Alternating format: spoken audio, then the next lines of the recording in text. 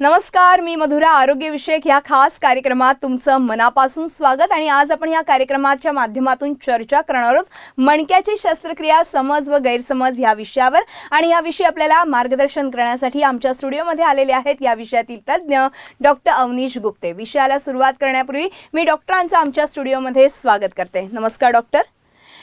डॉक्टरांची थोडक्यात ओळख सांगायची झाल्यास डॉक्टर मणक्याचे सुपर स्पेशालिस्ट डॉक्टर आहेत. डॉक्टरांनी MBBS, MS आणि MCH या वैद्यकीय पदव्या संपादन केल्यात आणि त्यातली MCH ही जगातली मणक्याची सर्वात मोठी पदवी आहे. डॉक्टर गुप्ते यांच्या विनायक स्पाइन सुपर स्पेशालिटी हॉस्पिटलमध्ये सर्व मणके विकारांवरती खात्रीशीर उपचार केले जातात आणि गेल्या अनेक वर्षांपासून डॉक्टर गुप्ते हे यशस्वी उपचार करत आहेत. चला तर आज आपण मणके विकारांवरती अधिक चर्चा करूया डॉक्टरांशी आणि लगेचच चर्चेला सुरुवात करूया. डॉक्टर, पुन्हा एकदा स्वागत आहे. आणि सगळ्यात पहिला प्रश्न म्हणजे मणक्यांच्या तक्रारी आज मोठ्या प्रमाणात वाढलेल्या आहेत, मात्र नेमक्या ह्या तक्रारी कोणत्या असतात त्याविषयी काय सांगाल? तक्रारी समजण्यासाठी आपल्याला मणक्याची रचना आणि क्रिया समजणं अतिशय गरजेचे आहे. बरोबर. त्याच्याकरता मी आणलेला एक मॉडेल. हे मॉडेलमध्ये मणक्याचं मॉडेल आहे. मानेचे 7 मणके, पाठीचे 12 मणके, कमरेचे 5 मणके असतात, खाली माकाड असतं.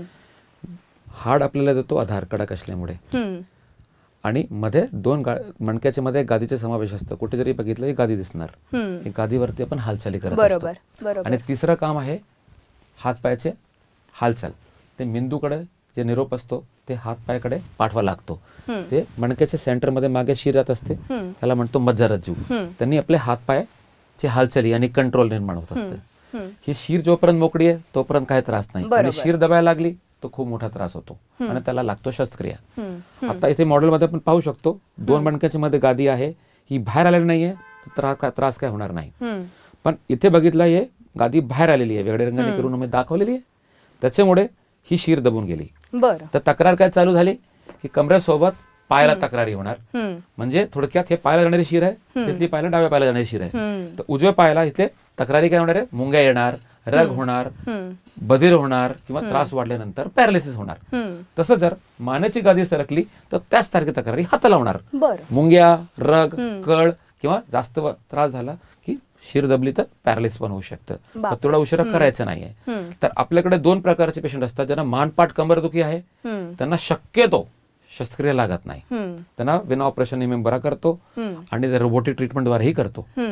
जर ऑपरेशनची गरज असेल MRI स्कॅनिंग मध्ये, म्हणजे स्कॅनिंग केलं त्याच्यामध्ये शिरदाब या पद्धतीने गादी सरकली असेल तर त्यांना ऑपरेशन लागलं तर ऑपरेशन पण आपल्याकडे केले जातात. ते पण रोबोटिक पद्धतीने चालू आहे. म्हणजे आमच्या महाराष्ट्रात एकमेव हॉस्पिटल आहे जिथे रोबोट उपलब्ध आहे मणक्याचे ऑपरेशन करता. तर ते पण पेशंट सगळे 1-2 तासात चालून बरे होऊन जातात. म्हणजे आज मणक्याच्या बाबतीत सगळी सोय आपल्याकडे विनायक हॉस्पिटलमध्ये आपल्याकडे आहे. आता डॉक्टर, तुम्ही म्हणालात की ही शस्त्रक्रियेनंतर लगेचच पेशंट बरा होतो वगैरे, पण बऱ्याचदा ह्या शस्त्रक्रियेबद्दल लोकांच्या मनात गैरसमज आहे, अनेक शंका आपल्याला ऐकायला मिळतात. तुमच्याकडे येणारे पेशंटही तुम्हाला तेच विचारत असतील. मात्र बऱ्याचदा ही एक शंका असते की मी हे ऑपरेशन झाल्यानंतर गाडी चालवू शकतो का? तर ही शंका तुम्ही कशी दूर कराल? नक्कीच गाडी चालवू शकता. मी तुम्हाला एक व्हिडिओ दाखवतो. या व्यक्ती पूर्णपणे बरे झालेले आहेत आणि ते देखील गाडी पण चालवतात. त्यांना कोणीतरी पाठवलं होतं, ते पूर्णपणे क्लिअर होते, गाडी चालवत होते, म्हणून त्यांनी ह्यांना लावला. आणि या व्हिडिओवरती काय बोलतात जरा आपण ऐकूयात. मी सुभाष जगताप. मला 1-1.5 वर्षापासून एवढा त्रास व्हायचा. माझी गादी सरकल्यामुळे नस दबली होती आणि नस दबल्यामुळे मला वारंवार पाठीला चमक भरणे आणि पायाला मुंगे येणे, या त्रासाने मी कंटाळून गेलो होतो. मालिश मसाज करूनही कंटाळलो मी. शेवटी MRI केला. मला आमचे रिलेटिव्ह आहेत त्यांचं गुप्ते सरांच्या हॉस्पिटलवरती शस्त्रक्रिया झालेल्या आणि त्यांच्या शस्त्रक्रिया त्या पण यशस्वीरित्या पार पडलेल्या आहे. त्यामुळे मी त्यांच्या ह्यानेच आलो. सगळे बरे? हो. आणि काय कामं करतात ते? सगळी शेतामध्ये कामं करतायत. 17 तारखेला येऊन मी ऍडमिट झालो. 19 तारखेला गप्पा मारता मारता सरांनी माझी शस्त्रक्रिया केली आणि लगेच आल्यानंतर 2 तासात तर मला चालायला लावलं. आणि मी आजही ऑपरेशन केल्यानंतर 3-4 दिवशी बाईकही चालू शकतो. आतापर्यंत मणक्याच्या शस्त्रक्रियेनंतर तुम्ही किती किलोमीटर पर्यंत चालला असाल अंदाजे? कमी 4-5 किलोमीटर चाललो. आरामात चाललो. हो. ऑपरेशनच्या अगोदर तुम्हाला चालता येत होतं एवढं? नाही, एक पाय माझा बंद, टोटलच बंद झाला. तुम्ही अक्षरशः लंगडत आले होते आपल्या हॉस्पिटलमध्ये. आणि आता मी बघतोय की तुम्ही पूर्णपणे मोकळे आहात. हो, व्यवस्थित आहे मी. तुम्हाला चालू कसलाही त्रास होत नाहीये. अजिबात नाही. आता आपल्याला तुम्ही मला जरा चालून सुद्धा दाखवा. आता तर तुम्ही एकदम मोकळे चालत आहात. हो, आता कसलाही त्रास नाही तुम्हाला. त्रासच नाही. आता मी ऑल क्लिअर झाल्यासारखं वाटतं. उलट मला त्रास वाटते, डॉक्टर सांगते रेस्ट घ्या, पण रेस्ट घ्यायची पण काही गरज नाही असं वाटतंय मला तर. तुम्ही गाडी सुद्धा चालवली, पायऱ्या सुद्धा वर खाली केल्या, काही त्रास जाणवला तुम्हाला? काहीच नाही त्रास जाणवला. डॉक्टर अवनीश गुप्ते सरांनी मणक्याच्या ऑपरेशनाच्या अगोदर तुम्हाला ऑपरेशनाची 100% गॅरंटी दिली हो, होती. गॅरंटी दिली होती. त्याप्रमाणे रिझल्ट आले. अगदी बरोबर. तुमचा आनंद तर तुमच्या चेहऱ्यावरती दिसूनच येत आहे. जसं तुम्ही ऑपरेशनाच्या अगोदर पूर्णपणे भयंकर वेदनांमध्ये होते. एक 1 ते 1.5 महिन्यापासून तोंडावरचं हसूच गेलं होतं, पण मी आता खरंच खूप आनंदी आहे. पूर्ण मोकळे झालात हो. आता. धन्यवाद.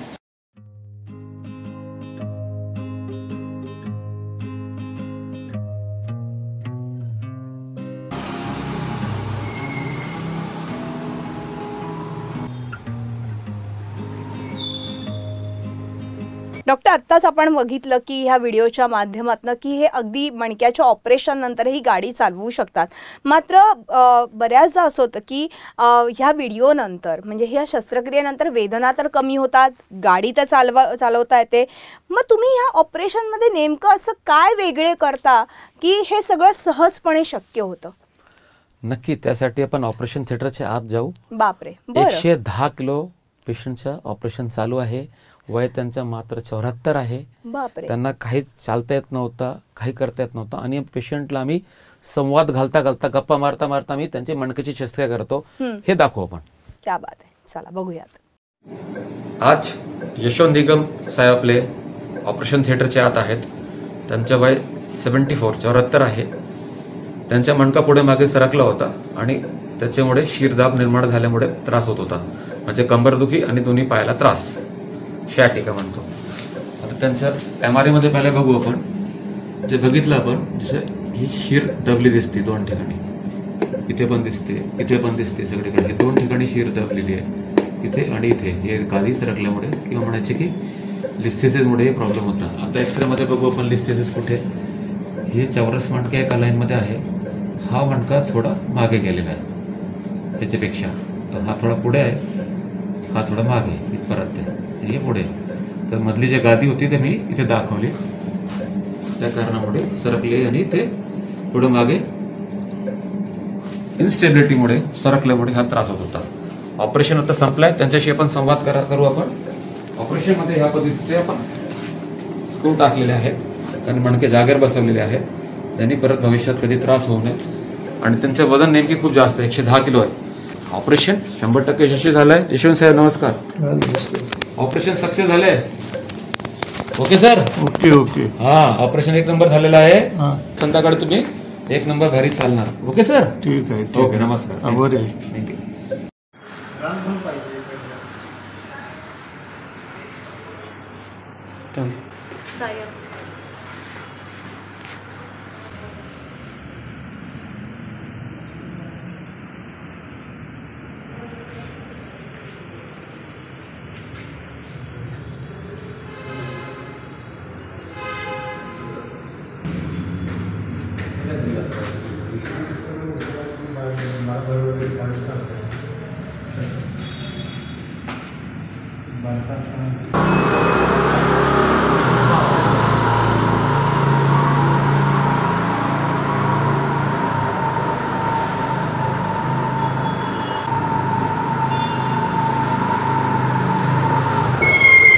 डॉक्टर, एवढ्या मोठ्या म्हणजे एवढं वजन असलेल्या पेशंटवरती आज ही शस्त्रक्रिया तुम्ही केली आणि ती यशस्वी देखील झाली आहे. खरंच तुमचं कौतुक करायला पाहिजे. मात्र मला हे विचारायचं आहे की असे पेशंट्स आपल्याकडे बरेच येत असतात वेगवेगळ्या प्रकारचे. ह्यामध्ये जर आपल्याकडे बाक असलेला पेशंट आला तर तोही बरा होतो का? नक्कीच. बाकवाले पेशंट बरेचसे रेग्युलर आपल्याकडे चालू असतात. हां.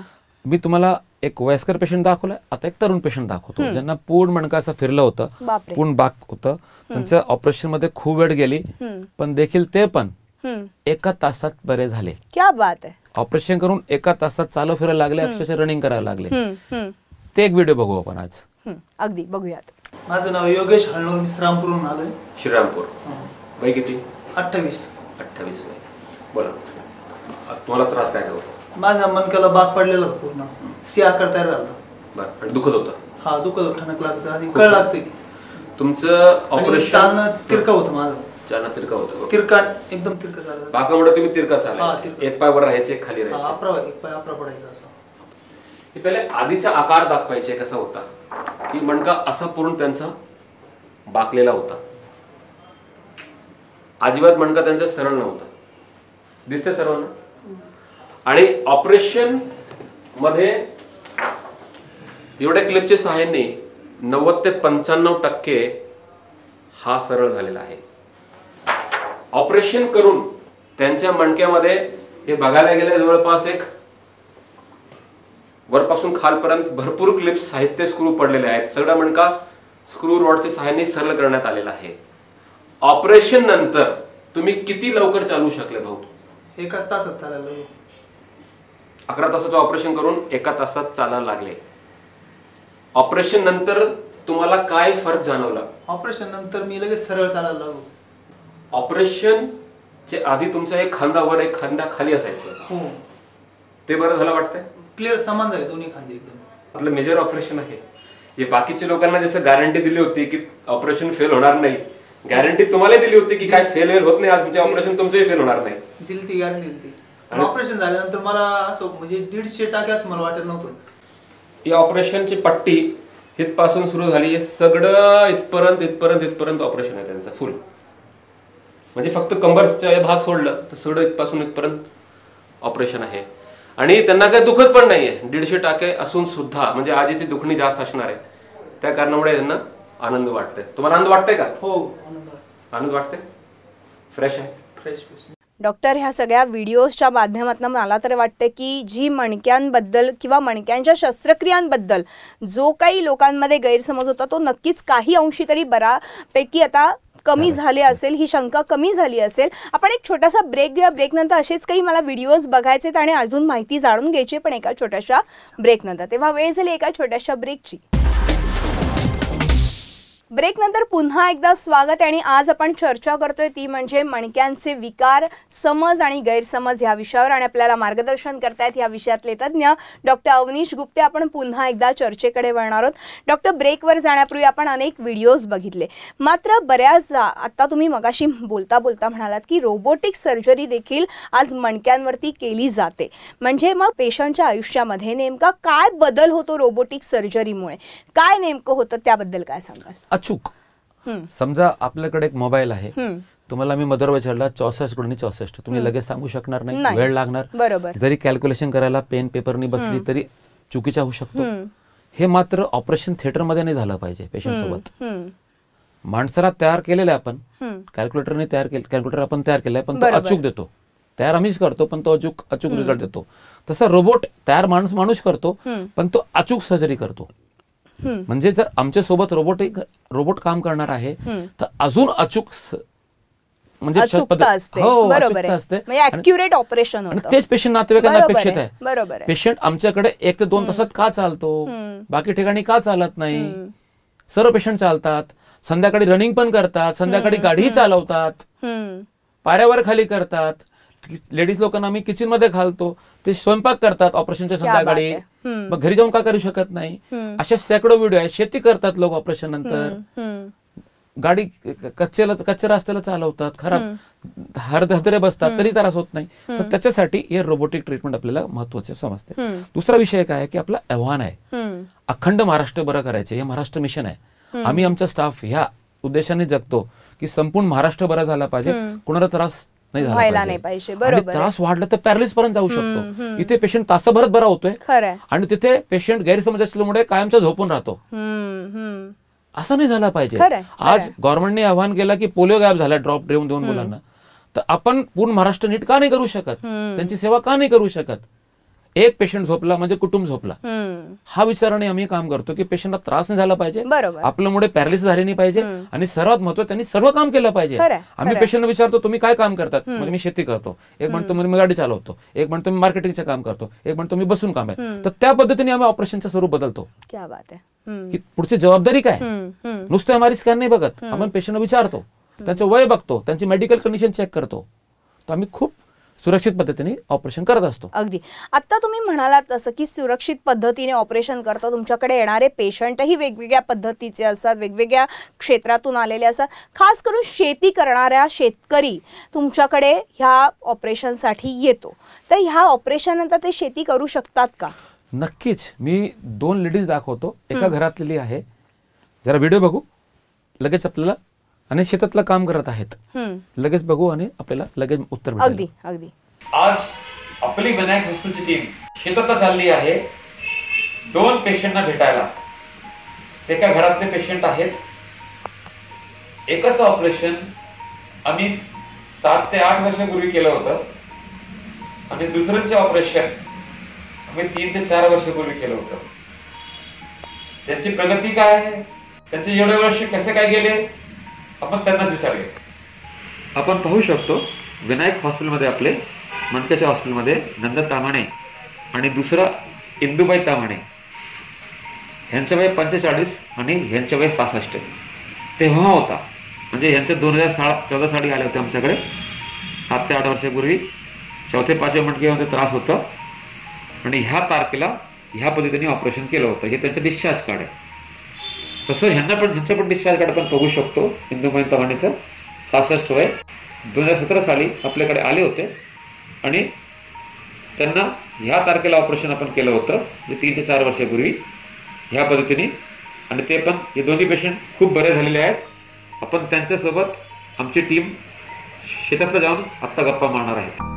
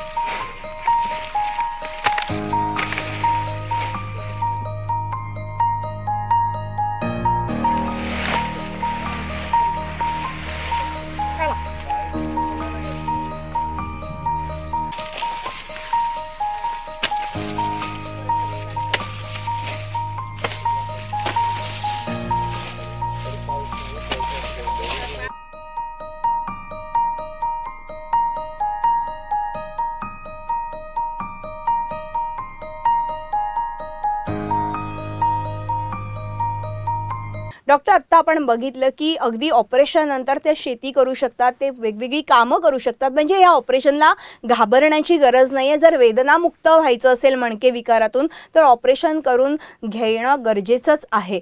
अर्थातच अनेकांना लागतं हे ऑपरेशन, अनेकांच्या ह्याच्या बाबतीमध्ये लागत नाही सुद्धा, ते तर आपण बोलणारच आहोत. पण एकूणच प्रेक्षकांना तुम्ही ह्या सगळ्याच्या निमित्ताने काय संदेश द्याल? माझं म्हणणं आहे, ऑपरेशनची गरज आहे, तो मनात गैरसमज करून घरी थांबू नये. स्कॅनिंग MRI ची गरज आहे. MRI स्कॅन करावं लागते. MRI स्कॅन, एक्सरे झाला, लगेच निदान माहीत झालं काय काय कशामुळे. आणि ऑपरेशनची गरज असेल तो पेशंट लगेच 1-2 तासात बरा होऊ शकतो. मग घाबरायचे कशाला? जर असं वाटतंय की अजून थोडा गैरसमज आहे, तर आमचे 1000 पेक्षा जास्त युट्यूबवर व्हिडिओ आहे. टोटल सोशल मीडियावरती 3000 मराठी व्हिडिओ आहे. ते जाऊन चेक करा आणि आपलं ज्ञान वाढवा. आणि गरज असेल ऑपरेशनची तर नक्की आम्ही त्यांना बरा करू. आमच्याकडे येणारे सर्व पेशंट मणक्याचे असतात. येणारे व्यक्ती, ऍडमिट होणारे व्यक्ती, शस्त्रक्रिया करणारे व्यक्ती 100% मणक्याचे असतात. तर तुम्ही कोणत्या बेडवरती गेलं तर विचारू शकता, तुम्ही साहेब बरे आहेत की नाही, काकू तुम्ही बरे आहेत की नाही. आणि जर त्यांनी सांगितलं बरं झालेलं आहे तर तरीच ऑपरेशन करा ना. अशा कशाला ऑपरेशन करायची गरज आहे? अगदी. आता डॉक्टर, तुम्ही खरंच फार महत्वाची माहिती तर दिलीच, पण त्याचबरोबर मणके विकारांना घाबरू नका किंवा त्याला टाळू नका किंवा दुर्लक्षही करू नका, नाहीतर मग पुढे जाऊन अनेकांना धोका निर्माण होऊ शकतो. आणि वेदनारहित जर आयुष्य जगायचं असेल आणि ज्यांना खरंच मणके विकारांवरती शस्त्रक्रिया करण्याची गरज असेल त्यांनी नक्कीच विनायक स्पाइन सुपर स्पेशालिटी हॉस्पिटलमध्ये येऊन अपॉइंटमेंट घेऊन डॉक्टरांचा योग्य सल्ला घ्या आणि ऑपरेशनकडे वळा. डॉक्टर, खूप छान माहिती तुम्ही या सगळ्याबद्दल दिली, त्याबद्दल खूप खूप आभार. आणि यानंतर या खास कार्यक्रमात आज आपण इथेच थांबतो. तुम्ही पाहत राहा आमचा खास कार्यक्रम आरोग्यविषयक सल्ला.